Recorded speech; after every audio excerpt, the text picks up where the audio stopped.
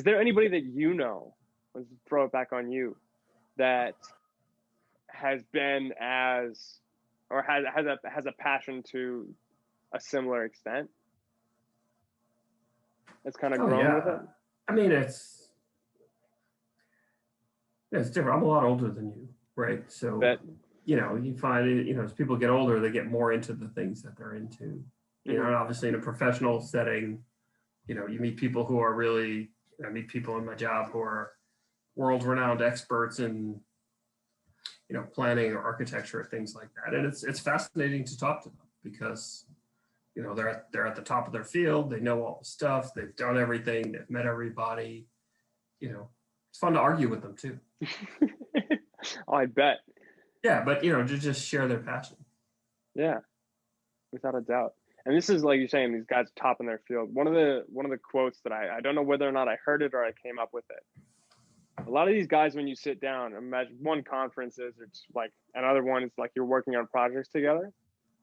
But when people say that, like, oh, I want a seat at the table, I wonder if you have any like thoughts on this at all. Like, the thing that people don't know is that the table is usually a plastic folding table. Like, no matter where you are. I mean, I think it's depends. First of all, any field, no matter what it is small once you get into it, right? It's way smaller than you think. But I think what most people want, if there's something that they're really interested in, is they want to be a part of it, right? They want to be a part of the latest conversation. They want to be talking to the other people who are just as passionate and just as engaged and know all this stuff. Because that's when you already know this much, you're only going to learn from people who know a little bit more than you. Yeah. Right. It's fun to share your knowledge down, but you're interested in this. You want to know more. So you got to talk to people who know more than you do. And that list gets smaller and smaller. That's funny. Have you seen that list get smaller as you've gone, I'll call it, through the ranks? Like, personally?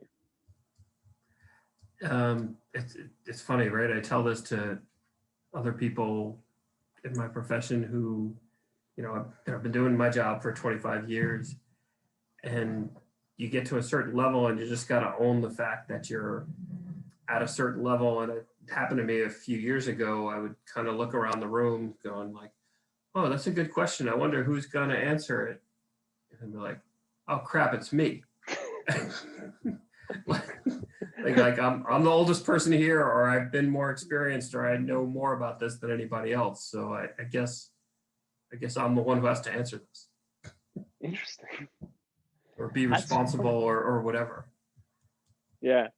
That's gotta be quite the reality check at the very least. It's like the opposite of that line in Rounders, right? Remember Rounders, the poker movie? Where, he says, what Matt Damon says, if you're sitting at the poker table and you can't spot the sucker in the first 5 minutes, then you're the sucker. It's like the opposite of that. Fair. That's a pretty good way to put it, I think, too.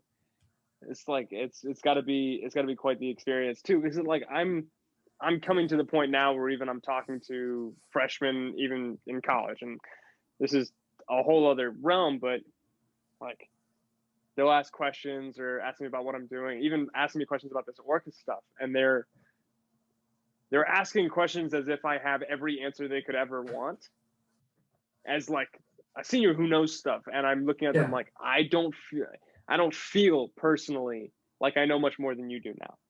Like I know I do to a certain extent, but there's definitely a mental catch up that has to be played for what you actually know and how you feel. Well, you're never gonna know everything, right? I mean, you've talked to some of the leading people in the field, right? You talked to Ingrid Visser. If she thought she knew everything, she would stop doing research. Yeah. Right. I mean, you're never at the point, especially with something like this, where you're going to know everything, right? The more you know, the more you want to know, right? The more you know, the more you know that you do not know. Yeah. And you want to try to figure it out. Well, that's the fun part, is that there's always going to be something else. There's always something else to dive into as well. It's one of my most favorite parts.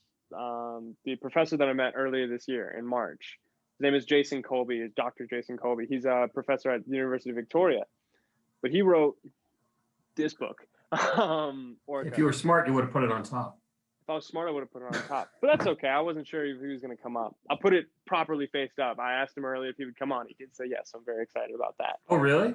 Yeah, he did, which I'm psyched about. Excellent. Get a few of these under your belt first, but yeah. Oh, I told him like very specifically, it's like, wait till I have it underway. I want to make sure it's pretty seamless when you walk in. But when I met him, he opened up another realm of orca history that I would have never thought of. Like I was able to talk to some of the founders of orca research from a history perspective that I've seen. So I can drop one name. So John Ford. John Ford is the father of orca acoustic research. He's the guy who pioneered it. He was doing like acoustic work. He was the person who found out that orcas had different dialects, as far as I know. And he's an associate professor for the Marine Mammal Research Unit at UBC, like no longer taking grad students, still doing some work on the side. But like I would have never had the chance to talk, ever had the chance to even like speak a word with him. And I'm talking with Jason. I'm like, I'm going to write a paper on the history of like how orca research, how the census that happened back in the 70s led to orca research today. Yeah. And I had an interview with him 2 weeks later, like on nothing. It's amazing how roundabout these things can be too. Yeah, and it's again, if you're interested and engaged, if people want, people feel that, right? They want to feed that.